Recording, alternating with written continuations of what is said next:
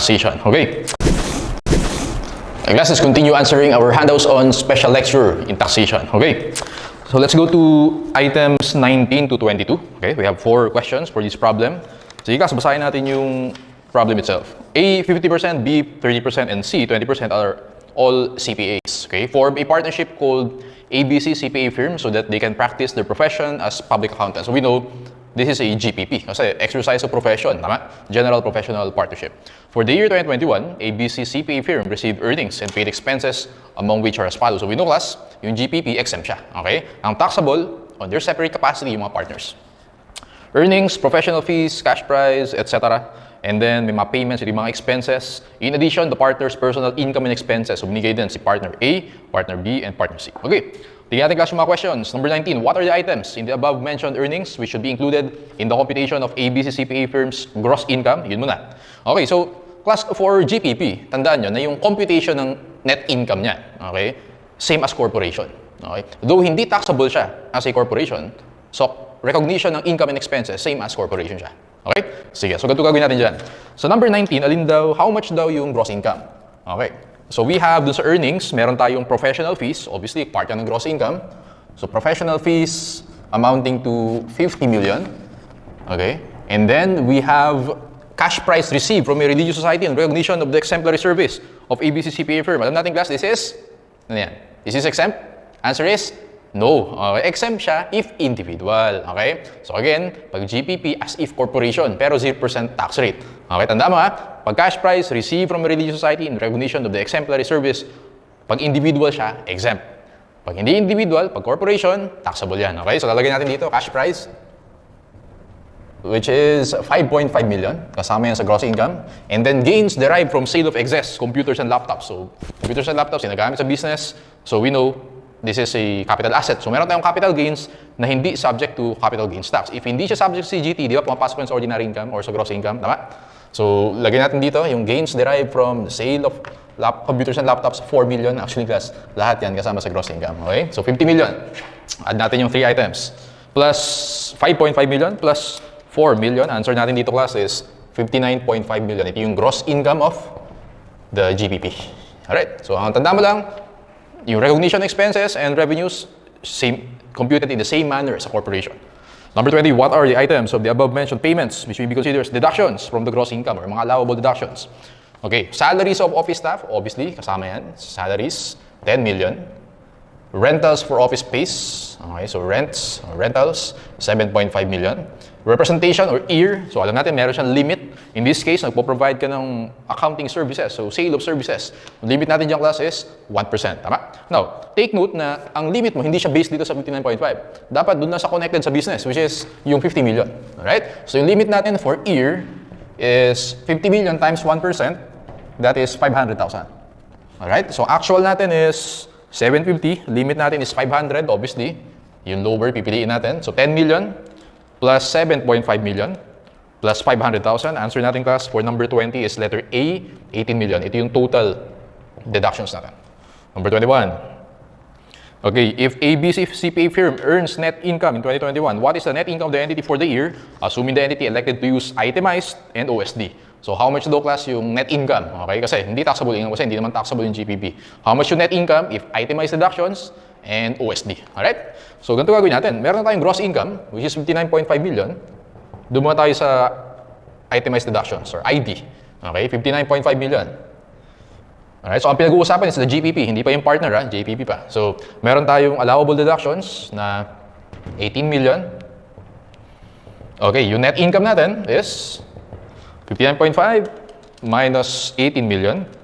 We have 41.5 million. If itemized deductions, answer mo 41.5 million. If OSD, compute din natin. If OSD, ganito gagawin ko dyan. So meron tayong gross income na 59.5 million. Alam natin class, pag OSD, corporation, based on gross income yan. So OSD natin, or yung allowable deductions natin, 59.5 million times 40%, 23.8 million. Okay? So 59.5 million minus 23.8, net income natin under OSD, 35.7 million. Answer natin class, letter dog, 41.5 million and 35.7 million. Okay? Easy. Alright, so number 22. Okay, what if any, is the tax consequence on the part of A as individual partner insofar as the payment of income tax is concerned, assuming the partnership elected OSD. So, nag-OSD. Ito. Okay? And partner A opted to use itemized deduction and OSD. Okay. So, what if daw si GPP nag-OSD? So, ito yung net income, tama? Ano daw yung tax due ni A if nag-itemized siya or if nag-OSD siya? Alright? So, sa partners level naman. Tingnan natin. Si A lang naman yung tinatanong dito. Pwede na nating i-ignore si partners B and C. Okay? So, what if itemized deduction? So, ito natin dyan. Si A, meron siyang sales, meron siyang cost of sales. So, given sa atin yung gross income ni A. So, lagay ko dito. Gross income of A, nakalagay dyan sa problem is 4 million. Okay? Walang problema. And then, meron tayong deductible expense. Okay? Dividend from domestic corporations, pag individual yung naka-receive, 10% final withholding tax yan. Okay? Yung dividend from foreign corporation, pag individual yung naka-receive, ordinary income yan. So, lalagay natin dito. Dividend from foreign corporation, 70,000. Alright? Yung prize supermarket raffle, 150,000, 20% final withholding tax yan. Yung royalty books, 10% final withholding tax naman yan. So, hindi siya kasama sa computation natin. Okay? Now, so meron tayong gross income, meron tayong dividends, and we know na yung GPP exempt siya, pero yan, yung share ng mga partners, yung mga partners ang babayad. Si A, partner A, ilang percent yung ownership niya? According sa first sentence, 50% owed yan. So, ibig sabihin class, 35.7 million times 50%, ito yung share ni A. Times 0.5, 17,850,000. Okay? 17,850. So, lagay ko dito, share from the GPP's income, 17,850,000. Okay? Pupunta yan sa ITR ni A. Alright. Now, minus natin yung allowable deductions. May deductible expense si A. Nandun sa, given siya sa problem, 2.5 million. Alright, 2.5 million. Okay, so taxable income of A is 4 million plus 70,000 plus 17,850,000 minus 2.5 million, 19,420,000. Take note na si A is an individual. Therefore, gagamit tayo ng table. Sa board exam naman, usually nasa same page yung table o kaya nasa end ng questionnaire. Okay, so titingin mo lagi. Okay, so compute natin yung tax due. 19,420,000, nandun siya sa above 8 million na yan. So, 2,410,000 plus 35% in excess of 8 million. Okay, so 2,410,000 plus 35% in excess of 8 million. 19,420 minus 8 million. Okay, so compute natin. 19,420,000 minus 8 million times 35% plus 2,410,000. Nakuha ko dito klase, 6,407,000. Pag itemized deductions, iyan yung tax due ni A. Alright? What if nag-OSD si A? Pwede yan? Yes, pwede. Ganito gagawin ko dyan. Now, tanda mo, pag OSD individuals, ang basis mo is the gross sales. Hindi gross income ha, gross sales. Pag corporation, gross income. Parang dito kanina. Okay, yun yung difference sila, tama? So, hindi mo i-minus yung cost of sales, basically. So, ganito gagawin ko dyan. Si A, meron siyang sales na 6 million, given sa problem. And then, compute natin yung OSD. 6 million times 40%, 2.4 million. Okay? So, minus 2.4 million. And then, isama natin yung share. Okay, tanda mo, based dun sa gross sales. Okay, so wag mo isasama yung share sa computation OSD. Okay, or wag mo multiply ng 40% yan. Yung share is 17,850,000. Siyempre, same pa rin yan, whether itemized or OSD. Don't forget yung dividends na 70,000. Consider yan as ordinary income. Okay, so 6 million minus 2.4 plus 17,850,000 plus 70,000, 21,520,000. This is your taxable income, net taxable income. Okay, so 21,520,000, nandun din sa dulo ng table yan. So above 8 million. Tax due natin, let's compute. Tax due is 2,410,000 plus 35% in excess of 8 million. 21,520,000 minus 8 million. Okay? Sige, so let's compute. 21,520,000 minus 8 million times 35% plus 2,410,000. The answer natin, 7,142,000. So final answer class for number 22 is letter A, 6,407,000 and 7,142,000. Okay, so ito yung problem na yan, lumabas yan in the board exam. Okay, so recap natin yung final answers. Number 19 is dog, number 20 is A, number 21 is dog, number 22, A. Alright, easy. Okay, so for the next problem, syempre nag-appear din to in the actual board exam. Maraming na-confuse. Okay, pero actually class, kasi nakalagay dito, basahin natin. So, basahin natin yung given.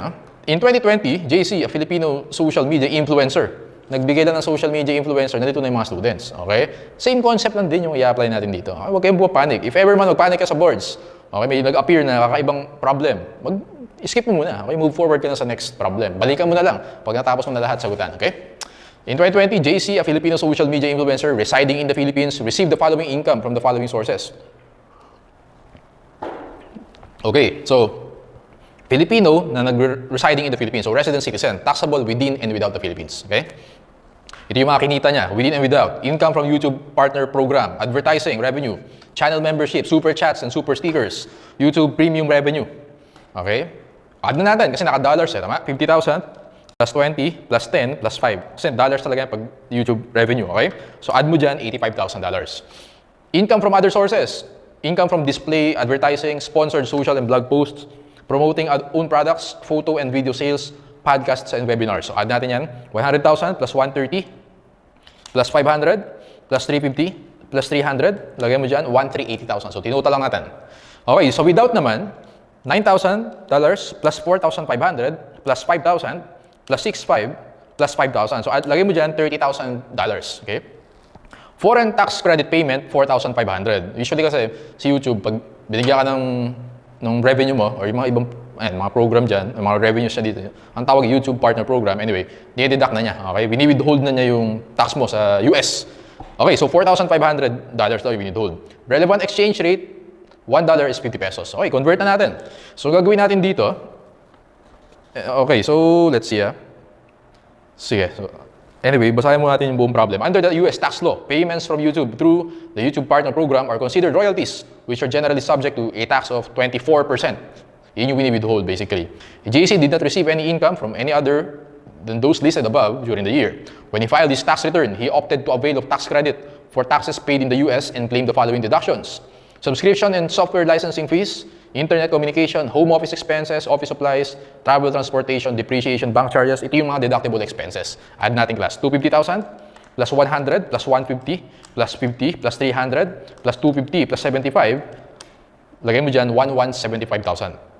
All expenses were incurred evenly from within and without the Philippines. Ibig sabihin, yung 1,175,000 divide natin sa 2.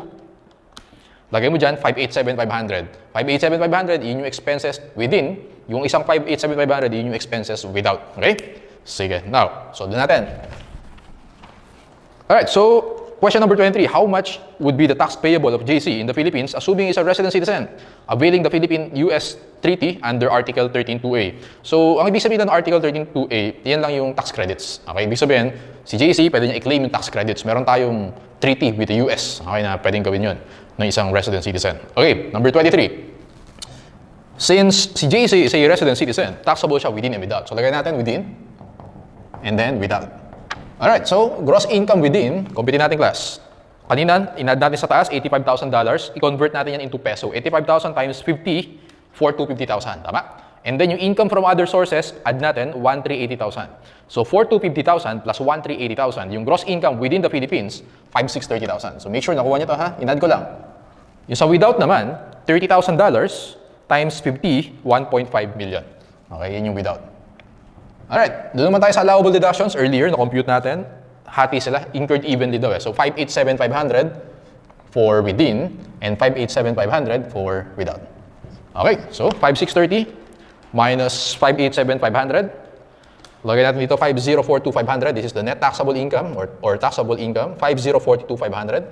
For without naman, 1.5 million minus 587,500, 912,500. Okay, ano ba yung tanong sa ating class? Tax payable daw. Actually, add na natin yan kasi within and without. Pinakita ko lang, iniwalay ko lang, pero pwede natin pagsamahin yan since resident citizen siya. Okay, 5,042,500 plus 912,500, 5,955,000.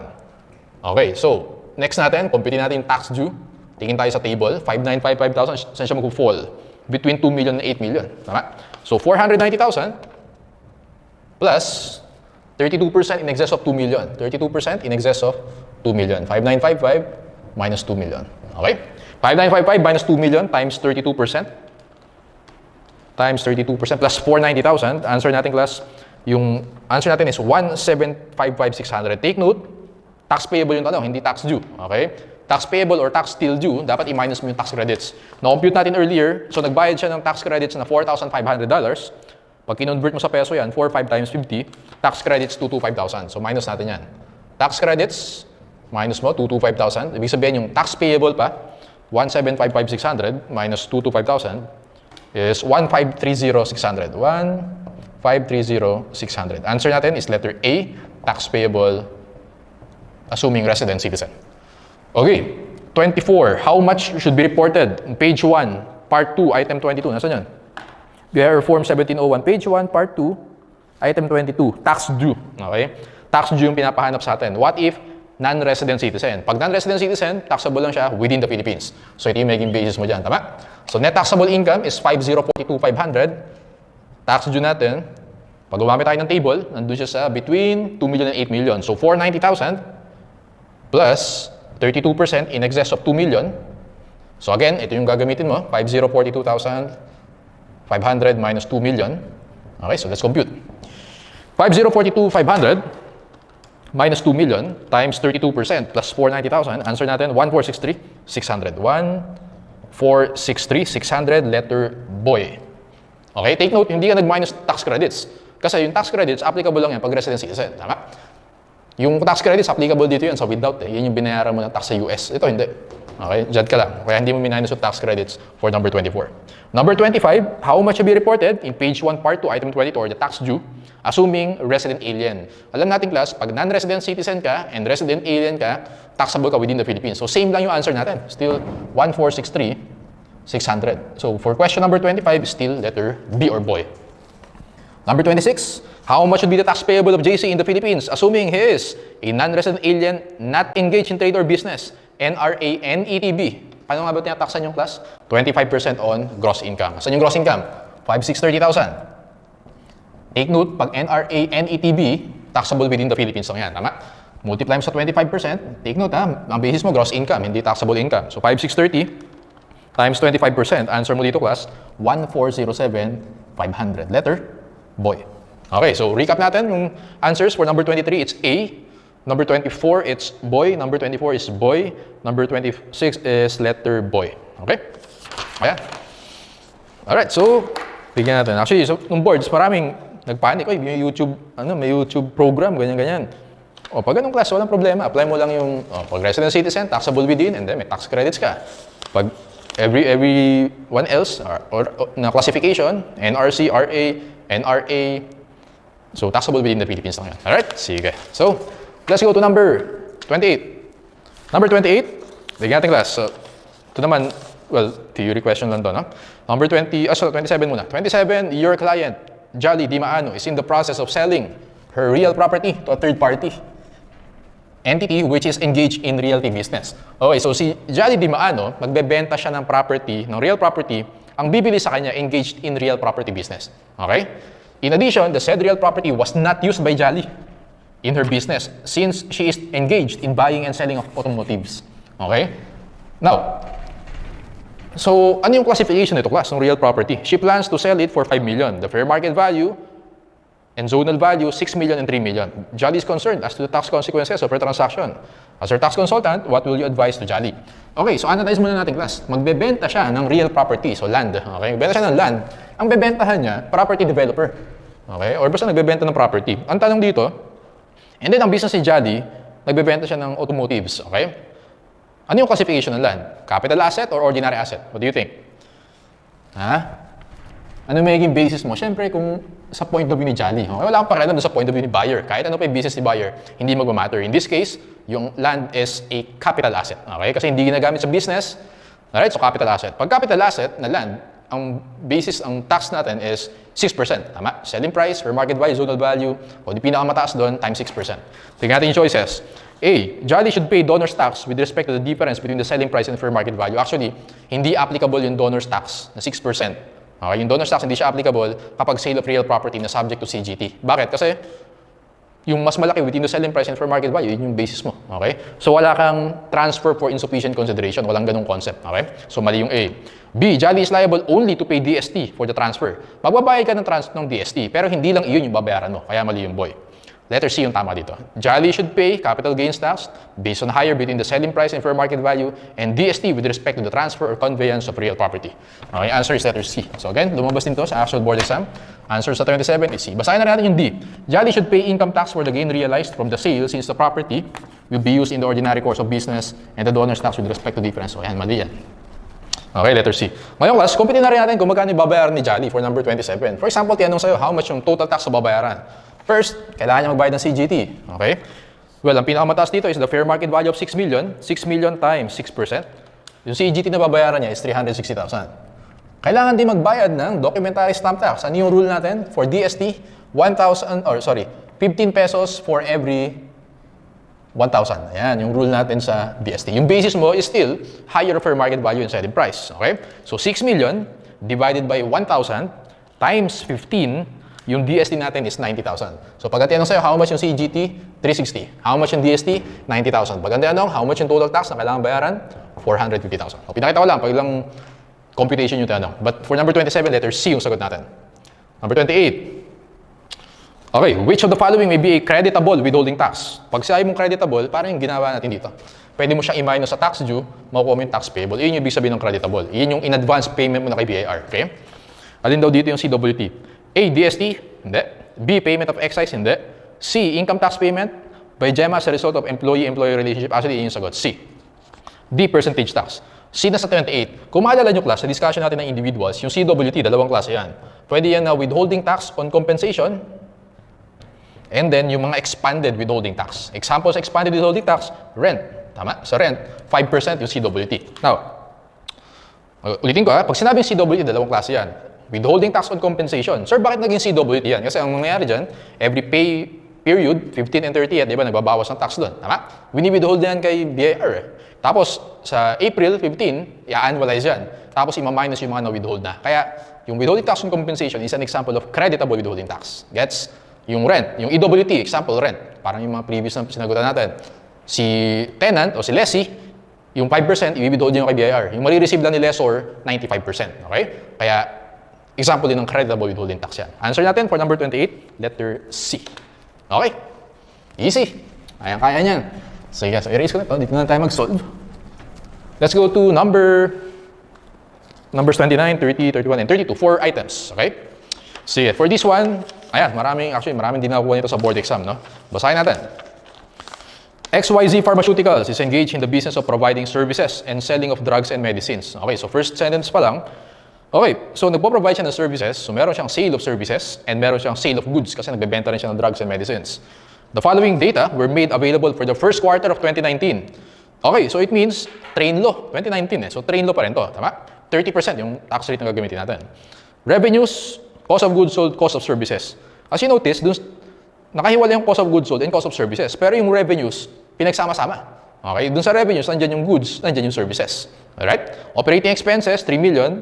Receivables, December 31, 2018. And receivables, March 31, 2019. So, ibig sabihin class, yung 448,000, beginning AR yan. Yung 336, ending AR yan. Sir, ba't nagkaroon ng AR? O, tingnan natin. Okay, ito yung mga additional information. In addition, the following information was provided. Letter A. All sales for the first quarter were cash and credit sales. Sale of goods made to senior citizens are cash. Diba may senior citizens? Are cash sales. Ano agad unang may isip pag senior citizens? Hindi subject to VAT and 20% discount. Okay, meron silang 20% discount. Yun agad. Automatic yun. Sales are net of senior citizens discount amounting to 400,000. Okay, naka-net daw. So yung 20 million na revenues na present sa atin, naka-minus dun yung discount. Net daw tama?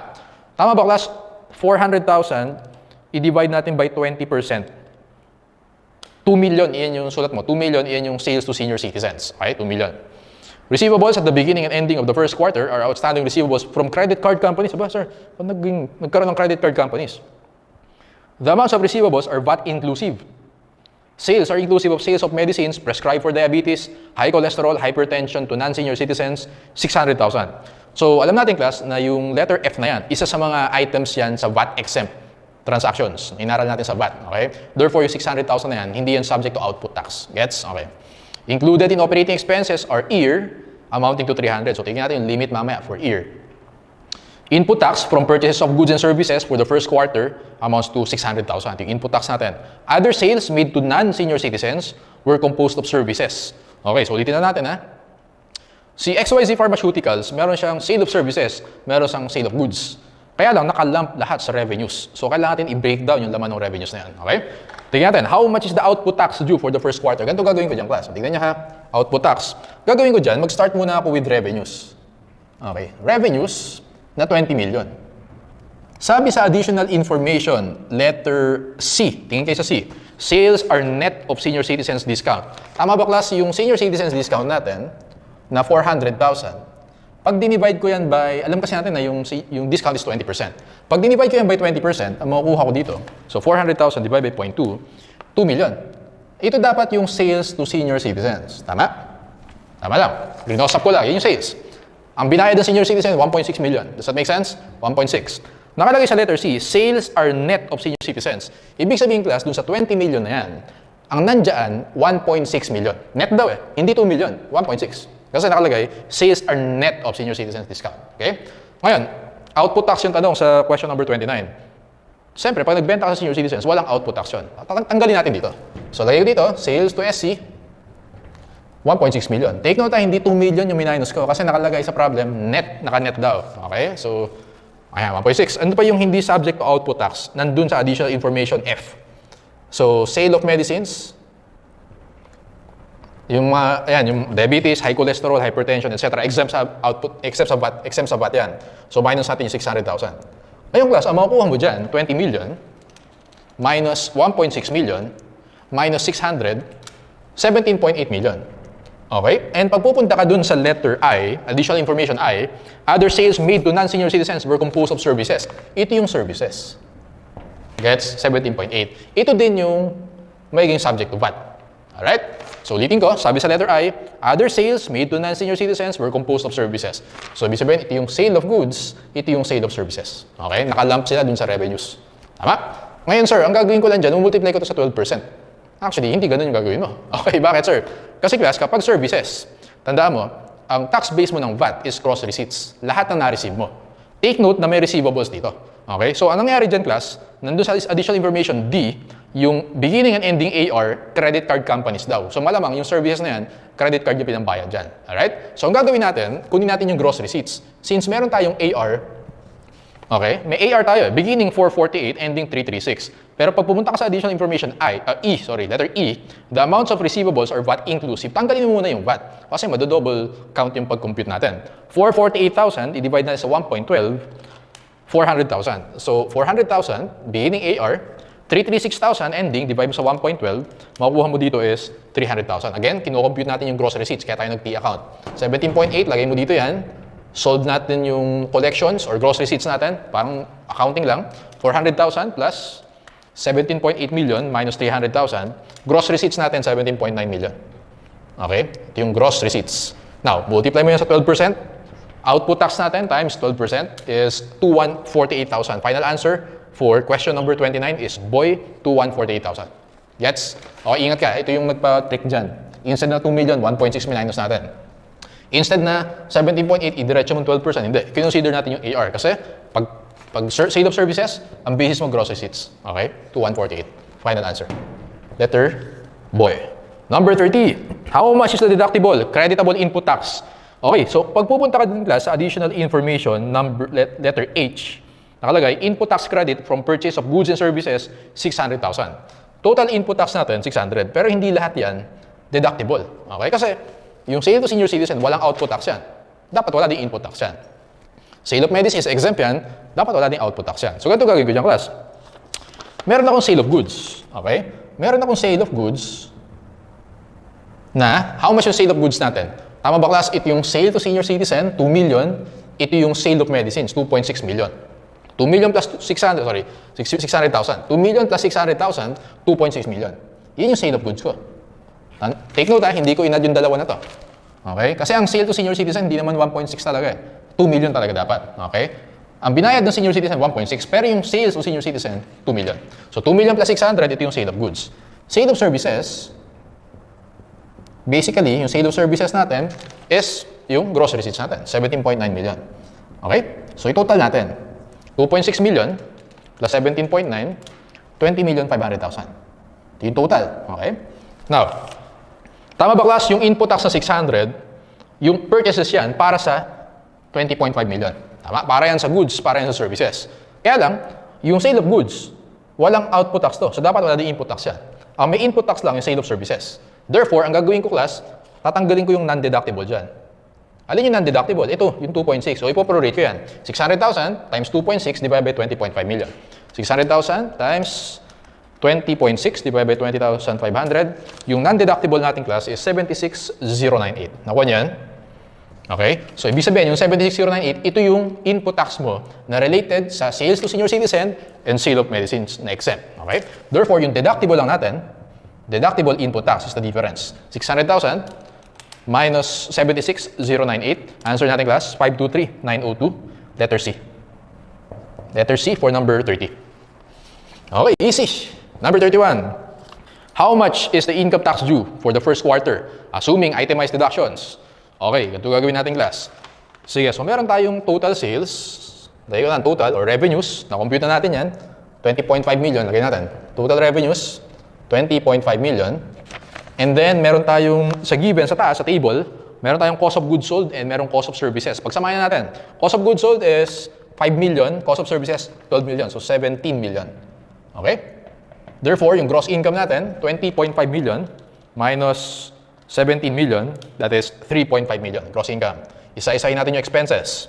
Okay, nakalagay dyan, operating expenses, 3 million. Nakita nyo yan? Okay, now, lalagay ko dito class, operating expenses, exclude ko muna yung year. Okay? Punta ka dun sa additional information number or letter G. Included in the OPEX are year amounting to 300. Kasi may limit yan eh, tama? So kung ang total OPEX natin is 3 million, merong year na 300, ima-minus ko muna dito, 2.7 muna. Okay? 2.7 million. Ihiwalay ko na computation yung year. Alright? So paano natin kukompute yung year? Ganito gagawin ko dyan class. Dito ko compute ha.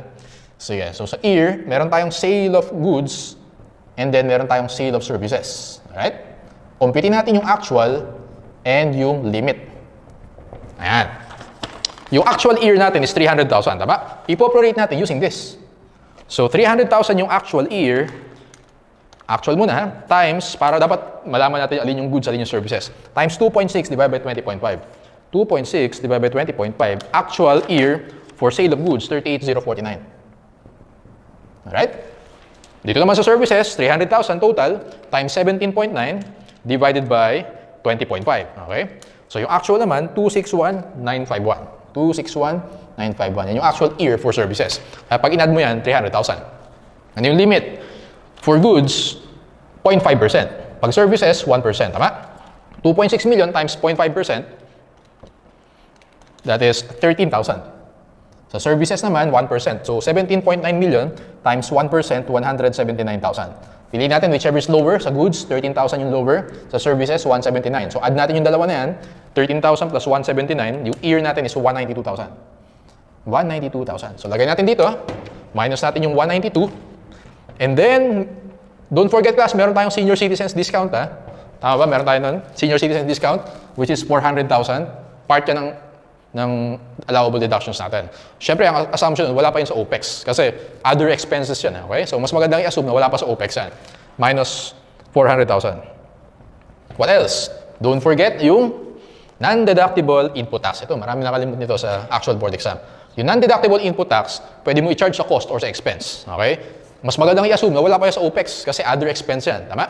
So, lagay ko dito, non-deductible input tax, which is 76,098. 76,098. Ayun. Tingnan natin class yung net taxable income natin. 3.5 million na gross income minus 2.7 million minus 192,000 minus 400 minus 76,098 131,902. And also, for this problem, 2019 yung nakalagay. Train law. So, 30% yung gagamitin mong tax rate. Times 30%. Tax due natin is 39,571. 39,571. This is our tax due. Alright? Answer natin for number 31 is boy. Alright? Number 32, how much is the income tax due assuming OSD? I-risk ko na to. Okay, so madali lang yan pag OSD kasi ang gagawin lang natin, gross income, 3.5 million. Okay?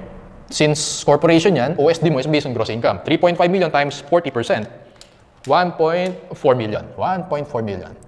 Okay, gross income minus OSD. Ito na yung net taxable income natin. 3.5 minus 1.4 is 2.1 million. Diretso na, multiply by 30% to get the tax due times 2.1 million times 30%, 630,000. Answer natin class for number 32 is 630, letter B. Or boy, okay? So take note class, pag OSD, wala tayong pakialam dito. Sa OPEX, sa year, sa senior citizen discount, sa non-deductible input tax, wala na yan. Kasi pag OSD, in lieu of itemized deductions yan. Okay, so kaya mas madali. Alright, so recap ko yung final answers. Number 29 is boy, number 30 is C, number 31 is boy, and number 32 is boy. Okay, so I think patapos na tayo. 2 problems na lang yata, then done na tayo sa special lecture natin. So again class, objective natin for this session is if ever may lumabas na problems na mahaba, okay, or mga medyo complicated na problems, at least may laban kayo, kaya nyo pa rin. Na-experience nyo na sa review, so kaya nyo na in the actual exam, okay? Sige, number 33, 34, 35. Okay. Tingnan natin class. Jokoy Corporation is an export-oriented enterprise registered with the Subic Bay Metropolitan Authority. PEZA registered, okay? Based on its certificate of registration, its start of commercial operation is on January 1, 2022. Jokoy Corporation's registered activity involved production of a robotic spare part that is not locally produced in the Philippines but is critical to the development of the Philippines automation industry. Jokoy Corporation successfully secured a certificate of registration and tax exemption from PEZA. So yung certificate of registration and tax exemption from PEZA, iyan yung sinasabit mo kay BIR para makapag-avail ka ng mga tax or fiscal incentives. Okay? Ano ulit class yung tax incentives mga PEZA registered? Actually, kahit yung mga BOI registered, income tax holiday, tama? Pwedeng iba-iba yan eh. Usually 6 years, okay, pag pioneer. Okay, alam niyo na yan, na-discuss natin yan sa class. During the year, Jokoy imported an assembly machine that will be used in the production of the robotic spare parts. The assembly machine cost 55 million, useful life of 10 years, no salvage value, straight line depreciation. Jokoy had the following results of operations for calendar year 2022 as reflected in its audited income statement. Sales, cost of sales, gross profit, admin expenses, selling expenses, interest expense, earnings before tax. The cost of sales included the depreciation of the imported assembly machine, which was purchased on January 1, 2022. On January 1, 2024, Jokoy Corporation sold the assembly machine to James Corporation, a domestic corporation, which is not registered with any investment promotions agency. Okay. How much should be reported in page 1, part 2, item 18 of BIR Form 1702X or export for the year 2022? Asan yan? So, page 1, part 2, item 18. Nakita mo dyan class, tax due ang pinapahanap sa atin. Sulat mo na agad. For number 33, how much daw yung tax due natin? Okay. First off, di mo na kailangan pag-isipan yan. Okay, bakit sir? Tandaan mo, PEZA registered. Okay, nakapag-secure ng certificate of registration and tax exemption. Meron kang income tax holiday na, let's say, 6 years. Actually, tingnan natin. Doon sa G-sheets natin. Sa preferential taxation, okay, tingnan natin class ha. Nakalagay dyan, income tax holiday, 6 years, 4 years, 3 years. And after income tax holiday, meron kang 5% special tax on gross income. So dito, 2022 yung year, which is the start of operations. So meron kang at least 3, 4, or 6 years para mag-income tax holiday. Wala kang babayaran dyan. 0 sagot natin for number 33. Letter A for number 33. Ganun lang. Okay? Number 34. Assuming the tax holiday has already expired and the taxpayer availed of the Special Corporate Income Tax or SCIT, how much is the tax due? Ano yung SCIT? Yung SCIT, yan din class yung 5% gross income tax. Okay? So ang basis natin is the gross income. How much daw yung tax due? Assuming same given. So yung gross income natin sa problem, nakita mo dyan class yung 41.7 million or yung gross profit, that's also your gross income. Multiply natin by 5%, the special corporate income tax for PEZA registered companies, 41.7 million times 5%, 2,085,000. Answer natin class for number 34 is letter C, 2,085,000. Okay, ito tinanong din sa boards. How much daw yung output VAT in 2022? Pag PEZA registered, ano yung implication yan class sa business activities mo? Is as if well, nasa separate customs authority ka. Separate customs territory ka. Okay? In that case, classified ka or considered ka as an exporter. Pag exporter ka, ano yung VAT pag nag-export ka? Di ba 0%? Zero rated. Okay? So therefore, yung sales dito ni PEZA, multiply mo lang by 0%. Take note hindi ka exempt sa VAT. Zero rated yung VAT mo. So pinag-aralan natin sa class yan, ang difference kapag exempt and zero rated. So in this case, sales times 0% is 0. Okay, answer natin class for number 35 is letter A, 0. Okay? Actually, maraming given sa problem, pero maraming hindi mo naman kailangan para sagutan yung problem talaga. Okay, maraming panlito basically. But, ayan, di ba, diniscuss natin yan sa class kung paano yung taxation for PEZA registered companies. Okay, last item, number 36. 36. Okay, a PEZA registered entity engaged as an export enterprise provided you with the following information on December 31, 2019. Ingat ka sa mga year. So, ulitin ko, huwag kang pasigurado na lahat create law sa exam. Hindi. Si BIR, si BOA, tamad yan filter ng database ng questions yan. Okay? May mga train law pa rin yan. So in this case, 2019, train law. Export sales, 45.5 million. Direct cost, 27 million, or yun yung cost of sales basically. Admin expenses, 5,650. Marketing, other operating, incidental losses. Okay. Additional information, domestic sales, 24.5 million. Direct cost, or yung cost of sales, 14.7 million. Other expenses related to domestic sale incurred amounting to 3,206,400. Okay, assuming the tax holiday has already expired and the taxpayer availed of the SCIT, what is the entity's total income tax for the year? Okay, paano gagawin natin dyan, class? Ganito yan. For this one, exporter siya. Tama? Ngayon, yung export sales niya, subject yan sa 5% GIT kasi tapos na daw yung income tax holiday. Tama? Yung export sales, walang problema, 5% GIT yan. Ngayon, may mga domestic sales din siya. Yung domestic sales, taxable siya as a regular corporation. Gets? Okay. So, subject na 30% RCT yan kasi trade law. Nakuha niyo yan? So, yung incentives mo as PESA registered, para lang yan sa export sales. Pag domestic sales, okay, pag considered as domestic sales, wala kang fiscal incentives doon. Taxable ka as a regular corporation. Okay? Now, ganito gagawin ko dyan, class. Doon mo tayo sa export. Sa export, meron kang export sales na 45.5 million. Okay? And then meron kang cost of sales o direct cost na 27 million. 45.5 minus 27 million, yung gross income mo dito is 18.5 million. Okay? Tandaan mo, class, yung 5% gross income tax. So sa gross income siya yung multiply. Therefore, i-disregard na natin lahat ng expenses sa problem. Yung admin expenses, marketing, other operating, etc. Okay? So 18.5 million times 5%, 925,000. Yung tax due natin for the export sales, 925,000. Okay? Now, sa domestic naman tayo. For domestic, again, taxable siya sa regular corporation. Computin natin yung taxable income niya sa domestic sales. Doon tayo sa additional information. Domestic sales, 24.5 million. And then, direct cost, minus 14.7. Doon sa letter B, meron kang expenses na 3,206,400. So, minus 3,206,400. Nakuha ko dito, class. Taxable income natin, 6,593,600. So, ulitin ko, ang ginawa ko lang, sales o domestic sales sa 24.5 minus cost na 14.7 minus expenses na 3,206,400. Multiply natin yan by corporate tax of 30% times 0.3. Okay? 1,978,080. Okay? These are RCT. Actually, pag kinompare mo yan sa MCT mo, okay, mas mataas pa rin yung RCT. Okay? Yung gross income natin dito, yung sales na 24.5 minus direct cost na 14.7. Gross income mo dito sa domestic sales, 9.8 million. Multiply mo sa 2% yan, MCT mo is only 196,000. So, mas mataas pa rin yung RCT. Okay, so, ang tanong sa atin is total. So, basically, add lang natin yung dalawa na yan, 925,000 for export sales plus 1,978,080 for domestic sales. Sagot natin, class, 2,903. Total niyan, 2,903,080. Answer, letter C. Okay, letter C. Now, dagdag ko lang, class, just in case itanong sa board exam, no? Yung 925,000 na export, actually, class, ina-allocate yan sa national government and sa LGU. Okay? Pag ganito yan, okay? Yung 5% na yan, class, ganito yan. Ulitin ko. Yung 5% na yan, okay? Actually, may breakdown yan. Yung 3% napupunta yan sa national government.